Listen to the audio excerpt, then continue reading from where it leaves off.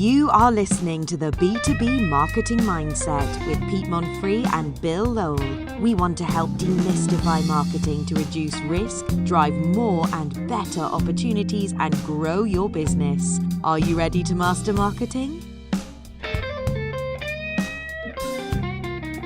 Hey, I'm Pete Monfrey, and this is episode 116 of the B2B Marketing Mindset. Can you believe it? Listen, here's what we're talking about today. Everybody knows timing is crucial when it comes to getting your message in front of the right people. But how do you get the timing right when that time is like random o'clock, right? So today we're going to discuss how to get that timing right. So what we're talking about is being there when the magic moment happens. And that's the moment they decide to change the status quo and they go into buying mode. But real quick, hey, the music. I'm leaving the music on for a little bit.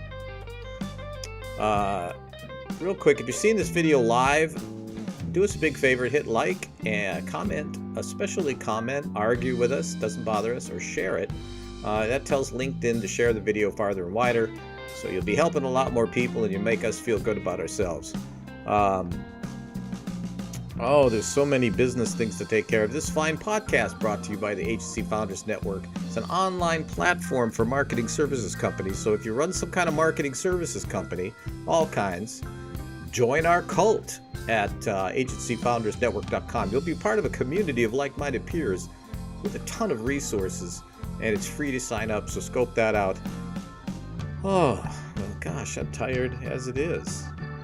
I'm exhausted. Let's introduce our co-host, my intrepid co-host, Mr. Bill Lowell, founder of Business Development Directives, our go-to marketing research partner, and a legend of the airwaves.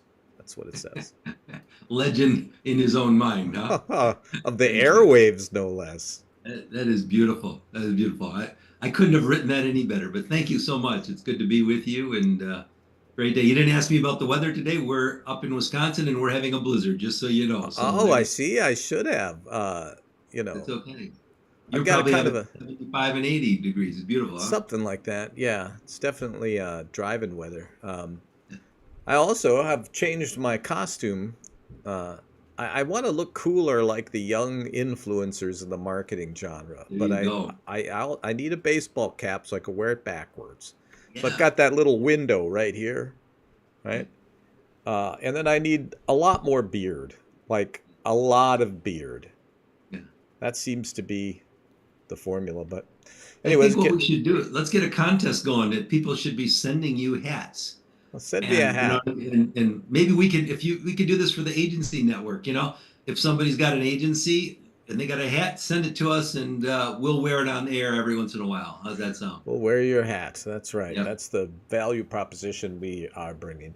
Listen, let's get to the point here today. We've got a couple types of timing scenarios that really matter, and both involve you being there with your offering at the right time or before the magic moment. And the magic moment is kind of like, we're talking B2B here, so it's when somebody's pain becomes so acute that it's enough pain to motivate them to change the status quo. The thing is, for corporate people and most people, changing the status quo is risky and it can be expensive, and there's a lot to it. But how do you know when it's going to happen? Because it's random. How could you, let's say you're doing account-based marketing or sales, and you've got 5,000 companies or 2,000 or let's say 1,000 companies for ease of math.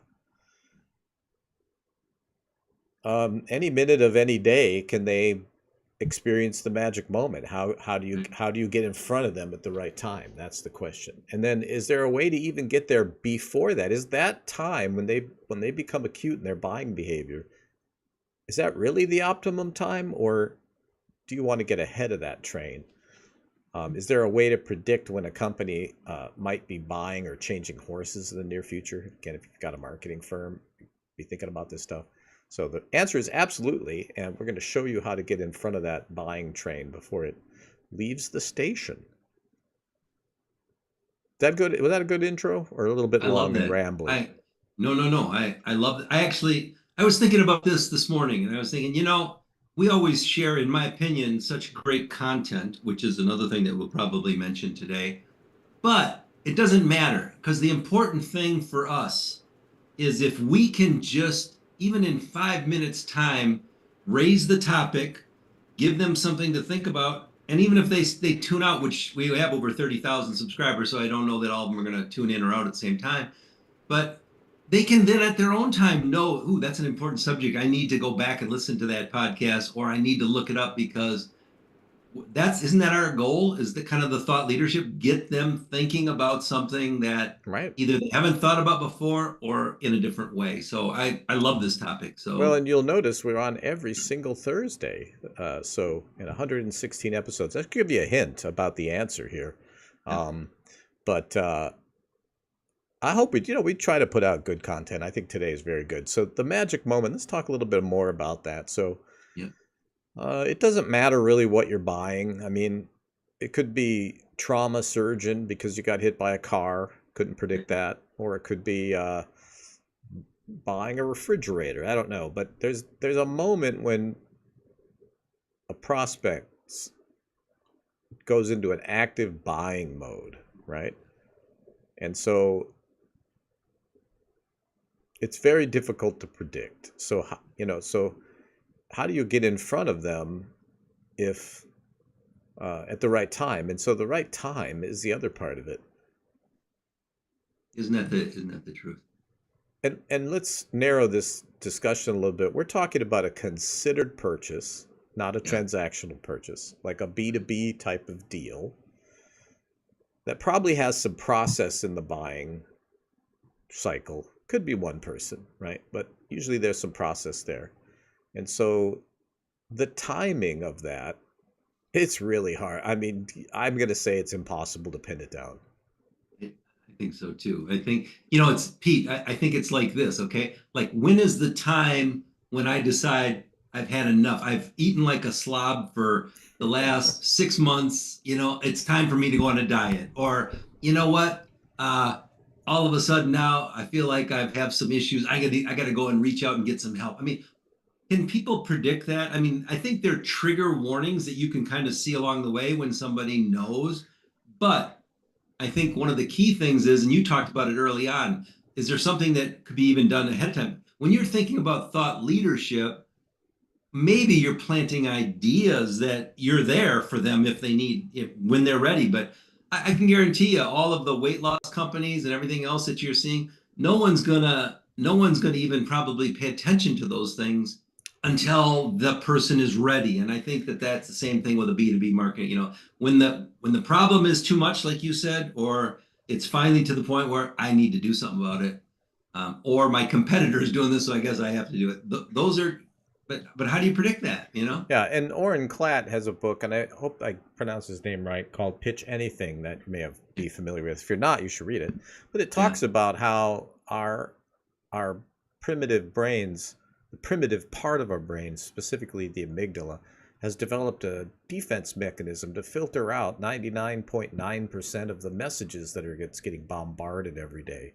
right. So when you turn to that, when you go from passive, in other words, the status quo, to look, we need to shake this up. We need a new agency. We need a new consultant. We need a new machine. Okay, something's going on there to drive that, and so I think the answer really is, because my stance on this for a long time is it's impossible to predict. But let's push this Yeah, into a slightly different area. Now, the way that we use data, there are precursors to buying behavior that AI can notice, and also yeah, we have just basic machine algorithms that can sort of notice right. some of that precursor behavior. But generally, if you're a 20, 30, $50 million B2B company, that's getting pretty sophisticated in terms of marketing. The reality out there in the market is you really can't be there. The only solution, I should say, is being there all of the time. That's, again, I go back to this podcast and the stuff that we do and put out. We are pretty much hanging out there all of the Yeah, time. yeah, definitely. so that people, when they get into a buying decision, we hope that they're already sort of familiar with us. And a lot of people do say, I was watching a podcast, you know, I come to your show, which I don't know how that helps, um, but it's it's familiarity, it's frequency. But I think if you imagine your target audience as a cloud of people, however big that cloud is, it's fairly static. You add people to it, you take people out, but it's in your CRM and it's a fairly static cloud.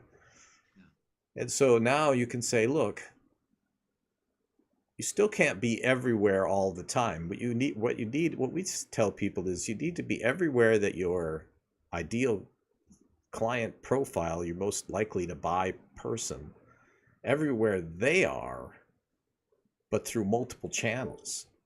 And the way you do that is marketing tactics. We'll talk a little bit about more between, like, you can reach out to them with salespeople, or you can, which a lot of companies do, or you can use marketing, ideally both. And really, and back in the day, this was called omnipresence, right? So that's kind of what we're talking about. But today the omni is smaller.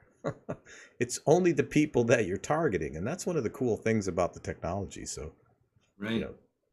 And you're dealing up to your ears in data all the time. So we are, and I mean, and to be fair, there are a lot of things that we do for our clients where we can, like I said, we can kind of predict roundabout when somebody's going to be making that decision or how they want to be contacted or what's the best way. But that magic bullet, that magic moment is still just like, it just frustrates me. It's the same thing as the client that comes to you and go, Pete, what's the one thing that I got to do in order to get more business? It's got to be email marketing, right? Pete, is that, gotta and do then, that, or SEO. It's like, because there's only one thing that I can do. And you tell me what's that one, it's like, oh, come on, Yeah, it's a commitment to penetrate a market because Exactly. it's a bunch of human beings. And if there's anything more unpredictable than a human being, I don't know what it is. Yeah. So real quick, I just wanted to share this with folks. If you're listening to this on Spotify, iHeartRadio, go download the iHeartRadio app and you'll get the program right in your ear hole. But wherever you listen to it, Apple Podcasts, Amazon, wherever you subscribe on your favorite channel, just head over to B2B Marketing Mindset to get the rest of the story. See, we're not just audio, we are video, and we sometimes put things on the screen. And also, we're very attractive people. You'll want to see us. And you get but if you go to b2bmarketingmindset.com, there's over 100 more episodes on beefy marketing topics by your beefy hosts. So you could be binge watching it right now if you went to B2B Marketing Mindset. I'm just trying to tell you that you could be missing out there. Yeah, if they watch all the episodes, they could be a professor of marketing. What do you think? That's if they watched them back to back. Yeah, exactly. I believe in some countries that's illegal. Ooh, Illegal torture. okay. So let's talk about omnipresence. What does that mean to you? Like you were saying, well, first of all, what is it? Being there at all times. But I think it's like you and I have talked about on other podcasts, and obviously when we talk one-on-one, it's like when somebody contacts you and says, Pete, I see you everywhere. You're in my email, you're giving speeches, I see you on social media, I've seen your podcast, I've seen you perform. I mean, it's like everywhere they are that you are. So that's kind of it. So I think part of that is, having some kind of strategy to be in front of your clients a majority of the time, or the times that are going to be sometimes, really important to them, but, not just the budgeting time, which is going to be another thing that we'll talk about, but being there and having them see it, even when they may not need something, you're still coming across somehow in front of them. So I think that's my definition, but Yeah, I'd be anxious to get yours. I would agree with that. I mean, I think this omnipresence thing is, back in the day, we didn't have ways to micro-target the way that we do now. And so omnipresent was more omni back then. Yeah. Now it's really the places where your best buyer persona is, where they're hanging out. Where are they? Right. What are they doing? But to be there and then vary the channels, because think about this: if you were to go out and I don't know, pursue someone of the fairer sex, if you went out and camped on their lawn every single day for a year, that probably end up in jail for that. And so You, if so you're saying stalking is not a good thing to do from a marketing perspective? I'm saying mix it up a little bit Okay. between your out, so if see, they don't know they're in a system, right? Yeah. And so they just think, I see this guy or these people or this company or this brand, I just see it everywhere. And they must be good because I'm seeing them everywhere, right? They don't know they're inside of a system. Actually, that's a great point. I love what you're saying. It is a system. I mean, and to those of us that are all marketing or PR or advertising, I mean, we have our own system, but the customers or the clients, they may not have a clue about that. So They're in that's really our cool. matrix, a matrix of our design, but Yes. they're not going to perceive it that way. Their mind says, I keep seeing these guys, I keep hearing about these guys, they seem to be everywhere. That equals good. They Yeah. must be good. Now, of course it doesn't matter. There's no Yeah. correlation. That's that one of those illogical human things Yeah. that we do. But so, and then you mentioned, building a relationship, not just being there with your hand out, your hat in your hand. It's, hey, it's budgeting time. We're going to talk about that in a bit. Yeah. Because it's really where you want to show up is when they're budgeting, which is before the buying cycle. Right. But this, you have this idea of frequency, but you have to bring value in those touches. A sales pitch doesn't have value. If you're there to talk about yourself and barf all the stuff you do and how great you are, okay, there's no value in that. So, you'll get about 2 emails in with that message and you're done. Okay. So what can you do with value? We're doing it right now. We're hoping that some of the stuff that we've learned over a bunch of years might help you. And that's really all we're asking for, is that it helps you. You don't have to hire us. We're just going to give you all this knowledge for free and more. Can If you go to, I go share ahead. a story that might pull this all together? It was kind of Please interesting. do. This is about 10 years ago. I gave a speech to a large group of people, and afterward there was this really nice person and his marketing assistant that came up and chatted with me and all this kind of good stuff. And I must have hit a hot button with them. It was nice, but then I shared articles with them. I put them in our system, like you were saying, got them mailings. I mean, all kinds of things. And then after about 2 years, I mean, it was like, okay, nothing really ever came of it. I asked for meetings, nothing. So I was about ready to drop them and just kind of take them out of the system and move on.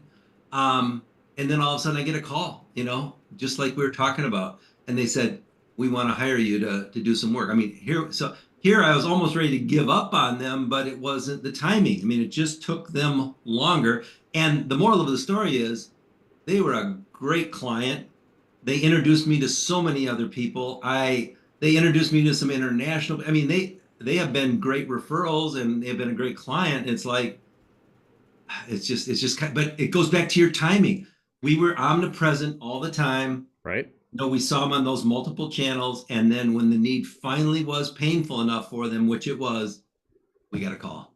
Well, and that relationship that you developed using marketing tactics is just as strong as if it were a physical relationship. I think that's what people don't understand. So, Yeah. sales can't do it alone. So here's the thing that I see all the time. I say, okay, I buy into this premise. We'll just have our salespeople do an outreach constantly. Yeah. Okay, now, honestly, it is possible. Like, Yeah. I see companies succeeding just with sales teams, not doing any marketing. Now, I don't see any companies succeeding just doing marketing but not selling. Right. Right. And of course, the better state is both, and I'll tell you why. But a salesperson can only have so much reach in a given period of time. Right? How many people can one salesperson call and have a substantial conversation in a month? Whereas marketing can reach almost an unlimited number of people with the click of a mouse. So there's a hard limit if you're going to market just with salespeople, and I call it the brute force method. You've got a cap on your reach, right? and it's the most expensive way to go to market. No kidding. Yeah. Right. So if you start using some marketing tactics, you're going to lower what's called the cost per touch Yeah. a lot, because we're reaching thousands of people. Listen, Bill, I had a LinkedIn post. I hate it. This sounds like I'm bragging, and I think I am. Good. Good. 54,000 impressions Wow. and 40,000 people reached, according to LinkedIn's, goofy attribution. Now, did that bring me any? I've had people say, "I'll bring you any business, though." That's not the purpose. Last click attribution. Right. But it took 10 minutes, and then I clicked. Yeah. Now, how long would it take a team of salespeople to talk to? That means break through the voicemail and the cold emails and all that stuff and talk to almost 40,000 people. Yeah, never. Exactly. So cost per touch. Yep. You can, please, I'm talking all day, and tell us about cost per touch. I had a Assuming matrix. people don't know what that means, that metric means. It's interesting. I wish I would have had that now, but I'll try to get it for you, and we'll post it on our website there for you, where it gave kind of like a time and a cost factor for reaching audiences, just exactly what you're saying.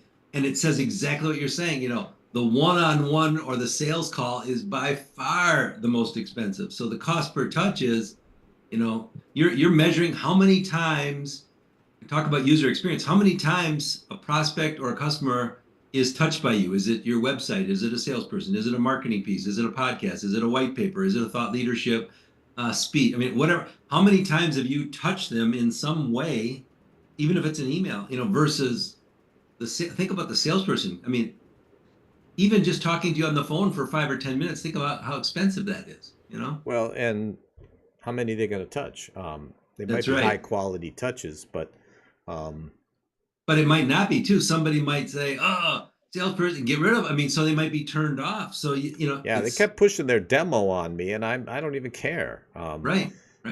But the idea, though, is if you look at your overall cost of acquisition, if you're doing a Yeah. sales only type of way to go to market, the Right. cost of acquisition is going to be really whacked out.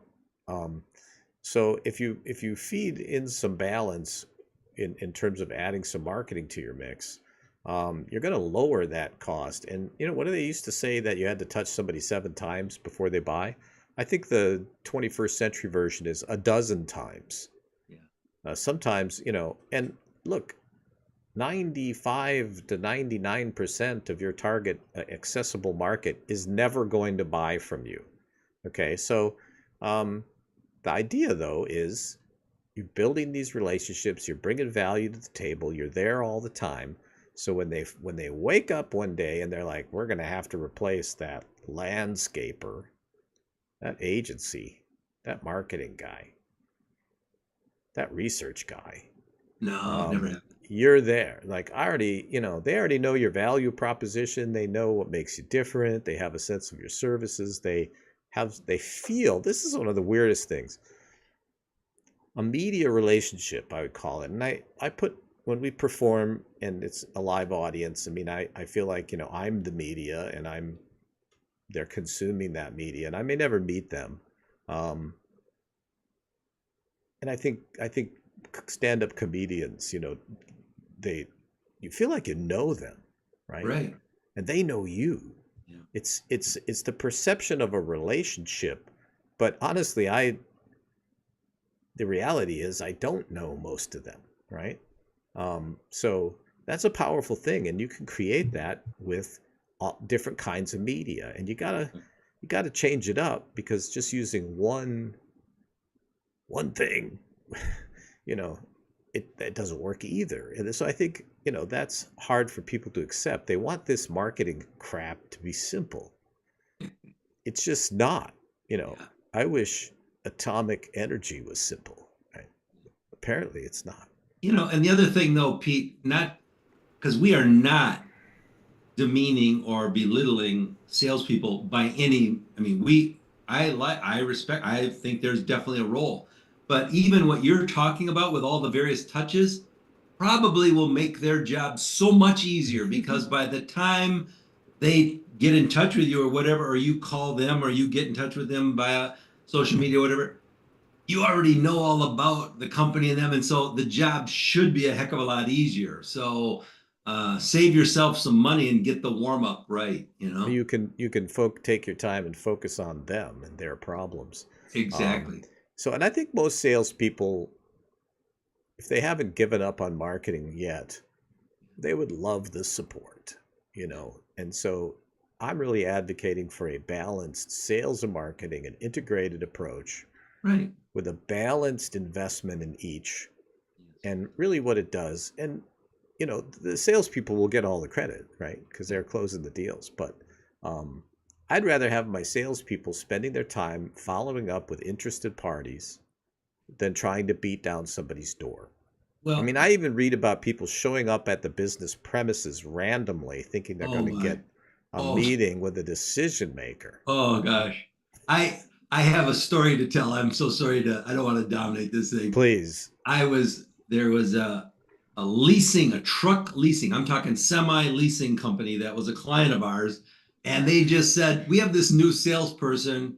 We would like you to just ride along with her for the day and we'll pay your time, but just observe her and tell us your feedback. I am telling you, that was the most horrifying day I've ever had in my life. She would do that all day long. And then she would get irritated and she'd go back through the loading docks and I'd say, you're going to get arrested.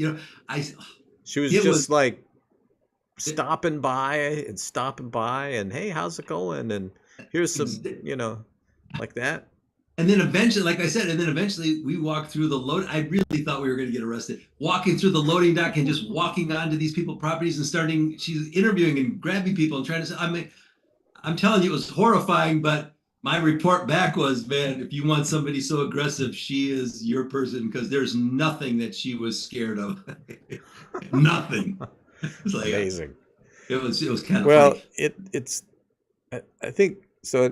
For our final thoughts, we're actually a little under time today, but that's okay. So if you have more stories, we have time to tell them. Here's the thing that this goes to your point about being omnipresent before we get to the final thoughts. Okay. There's a lot of times that we'll be dealing with one of our clients and, they always talk about during their budgeting process or whatever, our goal is to bring on another salesperson or another 2 salespeople, or we're really looking to expand with salespeople. And I guess what you're saying, and I'm agreeing with you, is, maybe instead of bringing on that other salesperson, why don't we give you some marketing help and really do some other omni channels like you're talking about, probably for a similar cost of that one salesperson. And you're probably going to get much further reach. You're going to probably have a much better user experience. The customers are going to be happier. They're going to feel you're in touch with them more. I think it might be a more smarter move. I think the reason that it's perceived differently is that people think that salesperson has a really valuable Rolodex. The reality is they probably exhausted it long ago, right? And so, again, how much is this costing you when you could be reaching 50 times more people with the right marketing plan and supporting your existing sales team by getting them there at the right time and the right place and the right message, and allowing them to kind of focus on what they're supposed to do. So, yeah, that's a great point. I think we got to understand how we acquire customers and their timing and how to resonate with their primitive mind, so that we can get a little bit of their cognition and get a discussion started. But your reputation should precede you. And there's an old saying that says marketing should make sales obsolete. It's a little idealistic. We need sales. We need you sales guys. But sure makes it easier. Final thought. Yeah. Well, so many things. Again, the salespeople, even when they're out and about, I have 2 final thoughts, but the final thought, salespeople, even when they're out and about, you need to make their life easier. So whether that's a white paper, whether that's a trend report, whether that's some other tool that can help. Those salespeople need something in order to talk to their clients about it. If you're just out there, like you were saying, making a pitch, people are going to go, get out of here. This is ridiculous. So use some of those marketing tools to help. The second thing that I would like to say, and we just touched on this vaguely, but this has to do with the budgeting season.